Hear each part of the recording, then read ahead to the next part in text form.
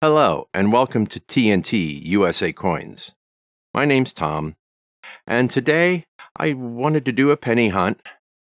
In my area, it is tough to get pennies. One of my banks basically said, not going to happen. They don't get them, and when they do, they immediately put them aside and only use them for normal bank transactions. I can't even get a roll from them. My other bank, though, has one place where I've been able to pick up anywhere between $2 to $5 worth of pennies at a time when they have them available. So far, I've been able to collect a little over a half a box. I think I got 28 rolls there. But not too long ago, I walked in to see if I can get my $2 to $5 worth of pennies. And the teller kind of smiled at me and contacted the manager and then said, "I've got something for you," and turned around and gave me this $50 bag of pennies, a full box in a bag. I was rather surprised, but it was a great opportunity to do a complete box hunt, although it's not boxed. So I'll be looking for, and if you look in here, there's a lot of memorial backs. I only saw one somewhere around here. Yep, there it is. One shield, nickel or penny. But most everything else is memorials. So I'm looking forward to this. Hopefully there's a lot of copper in here. I'll be looking, of course, for wheat cents and any varieties. I'm thinking I'm going to have a lot of variety or coins to look for varieties. So I'll be doing this a handful at a time, and I'll bring you in whenever I find anything interesting, any wheat pennies, or any other finds of that matter. I was going to do a hunt and fill series, but unfortunately with the ability or lack of ability to get any kind of quantity of pennies right now, I'm just going to stick to hunting and finding any treasures we can find in this bag and these rolls. I'm going to save the rolls until I have 50. I think that would be best. That way I can hunt 50 rolls, hopefully find a few interesting things. These were not customer wrapped. They're actually wrapped at the bank. And when I picked up this bag, she was actually rolling the other bag up into rolls like this to offer for customers or make change. All right, well, let's get this hunt started. I'm going to pop it open and I'll bring you in once I have my first find. Just popping in here for a second, I talked about varieties and I neglected to show you my list of varieties. This is a list that I use, my cheat sheet, of the varieties I'll be looking for in the Lincoln Cent run. These are all varieties recognized by PCGS. Be back with my first find in this bag. Okay, I'm back. I'm in just my second handful of coins, and I found the first wheat cent right here. It is a 19 last year 58 Denver. Wheat cent number 1. Let's keep looking. I'm back. I'm on a handful number 5. I found another wheat cent. Found a 1947 Denver. Let's keep looking. I'm back. Next handful. Another wheat cent. This one is a 1941 Philadelphia, which does have a variety. Actually, 2 or 3 here. Let's take a look at the screen. See if we could see anything. No doubling there. No doubling on the date. No, I see some damage, but no doubling.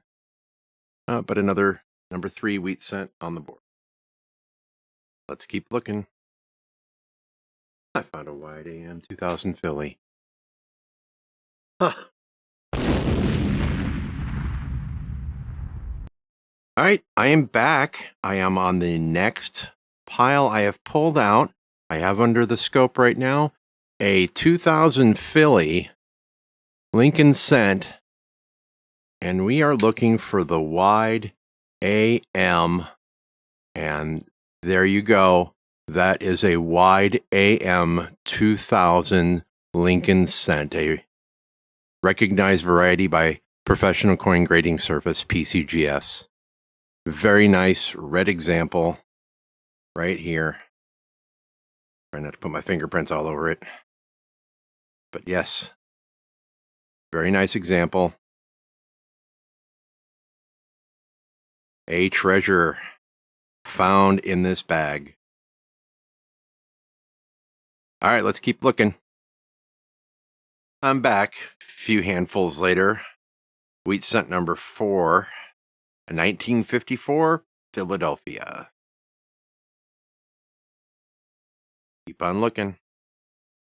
I'm finally back. I'm about halfway through this bag. Finally found wheat cent number 5, a 1941 Denver. 1941 Denver. Bring you back when I find the next find. I am back a couple handfuls later. We have a 1948 Denver wheat cent. Right there. Not in bad shape. Little gunk on the front. Let's keep looking. Well, I don't know how I missed this. Look at that. It says Indianapolis with a bear standing up. Obviously a penny run through machine to imprint. It's one-sided. You can only find that in a bag and not in a roll. Very, very odd. About the last thing I expected to see. Let's keep looking. Well, finally, the drought is over. Wheat penny number 7 is a 1956 Denver. Put that on the board, and we're getting outnumbered by the Canadian cents. 11 now. A little over 3/4 of the way through the bag. Let's keep looking. Very next handful, first coin I look at, we have another wheat cent. That'll be the 8th from this bag. We've got a 1946 from Philadelphia. 1946 wheat penny in the box. That's number 8. Well, in the bag. Let's keep looking. Very next handful.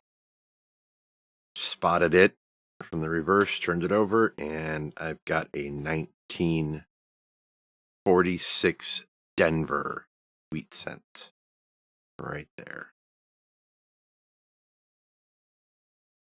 That's wheat cent number 9. Wheat cent number 9. Very next handful. Let's keep looking. Well, just a couple of handfuls later, we have found another wheat cent. We are on number 10. So we found 10 so far, with less than 1/4 of the bag to go. This one is a 1957 from Denver. Let's keep looking. Just a couple of handfuls later, I pull out a handful, and right on the top there is another wheat penny. I don't even know what we've got yet. And put these down. Grab a penny. There she is. This will be number 11. Getting near the end. We have a 1945 San Francisco. Kind of dirty, icky. There you go. 45 San Francisco. Let's keep searching. All right, I'm about a handful or so away from finishing this bag. We have discovered wheat cent number 12. This is a 1945 wheat cent.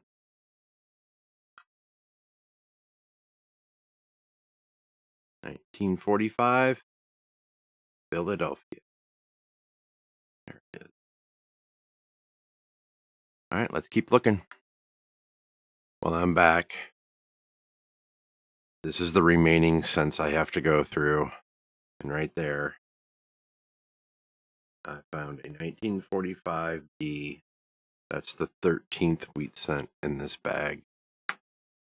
My copper jar is full, and so is my cup.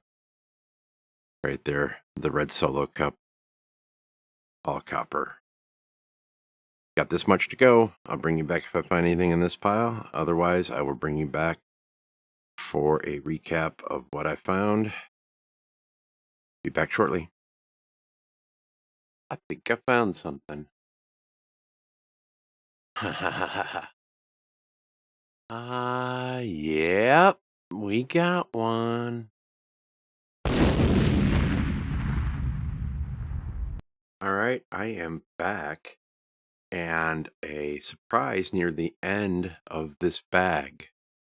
I was going through the last of the set-aside coins looking for varieties, and I've come across this 1972 Philadelphia with some doubling in the date and doubling in, especially in God, you could see it right there. You got doubling here inside the O and the D and on we, and you can see on the R of trust, the T, especially on the U if you look in here, and on the S and the T, and on Liberty here you can see doubling right here on the L, right there, I and B inside and upper loops. There's some on the E, you could see the double notching there, and a little bit on the R, but as you get to the last letters, little or no doubling, especially on the Y.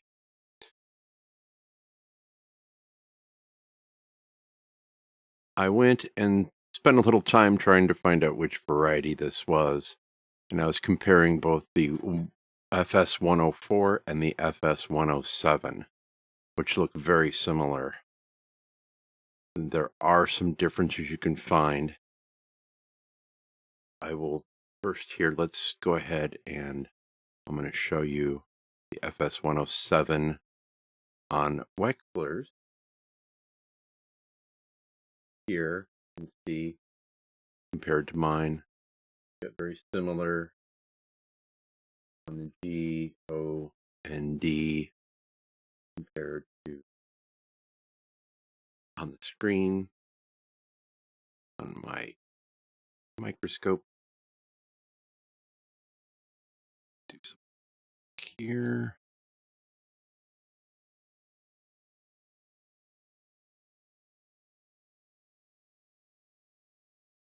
Okay.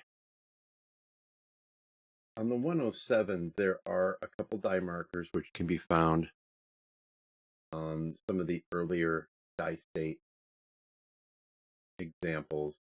And if I go down here, scroll,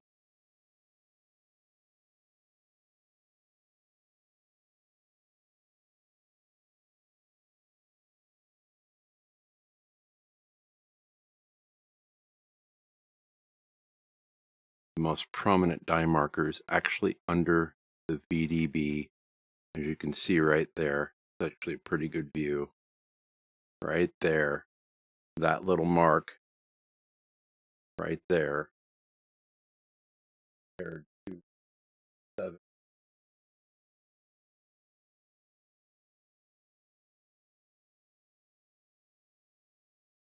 The VDB right there, you'll see that same mark.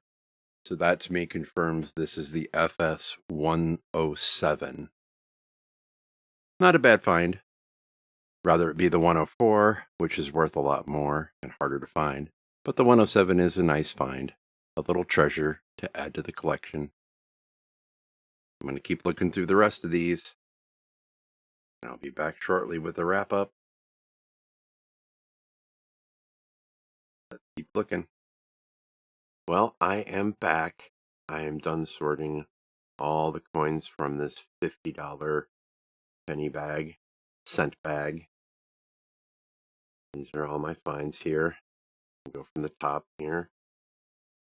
Our two best finds, a 1972 Philadelphia double diode burst DDO FS107 right here in about XF condition.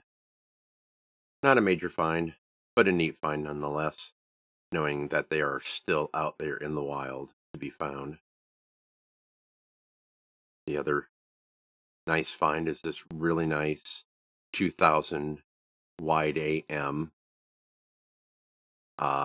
This is very nice condition, very few marks, very well preserved.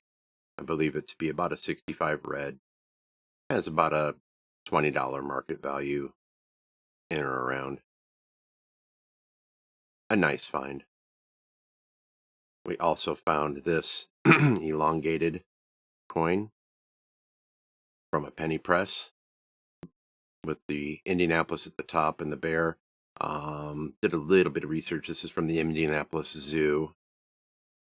One-sided. We also found 13 wheat cents. We'll go through real quick here. We got 41P, 41D, 45P, D, and S. Not in that great a shape. We got the 46 and the 46D, 47D, got a 48D, 54 Philly, 56D, 57D, and a 58D. We also found 20 Canadian cents right here. 55, a 61, a 62, a 63, a 64, a 65, a 67, 68, two 69s, a 73, two 76s, a 77, an 81, an 83, and two 87s, and a 2004. So the Canadian cents outdid the wheat cents in this hunt. And then finally, we also got this other foreign coin from the Bahamas, 1 cent with starfish. But I think the biggest find of this hunt was this. We got 15 pounds and 11 ounces. I put them in 1 pound bags because my scale does not do 15 pounds. So yeah, there's 3, 6, 9, 12, and then 15.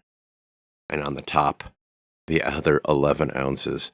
15 pounds and 11 ounces out of one 50-pound bag. That is approximately $23 in face value of 95% copper cents. That is quite a find. That is nearly half of that bag was copper. And my thoughts on what I found in this bag, I saw a large amount of coins that I had to put under the scope, many of which were early 80s bright red uncirculated coins, and up into the 90s I saw very, very few pennies above 2020. Probably could count them on my hands and feet. There were so few. But yes, I had to scope a lot of coins. We found 2 varieties, and my heart also skipped a beat when I looked at this under the scope for just a moment. As you can see, it looks like a double die, but this is not a double die. This is a 1969S, but this is caused by worn dies where the metal around the devices begins to fail. And you can see, made me skip a beat. And not only did I find one, but I found two of them like that. And this one even has some distress up in the date or in the devices here in trust, where you could see the extra metal making it look like some type of double die, but this is actually just distressed metal. Well, I want to thank everyone for hanging in there through this whole $50 bag hunt. I think this bag was somebody dumping probably a large collection of their change back to the bank with so many nice 70s and 80s coins to look through. Thank you very much for sticking around. If you like this video, please give me that thumbs up and subscribe to my channel. I'm just getting started here. I'd like to thank you for watching, and I hope you join us next time. Thank you.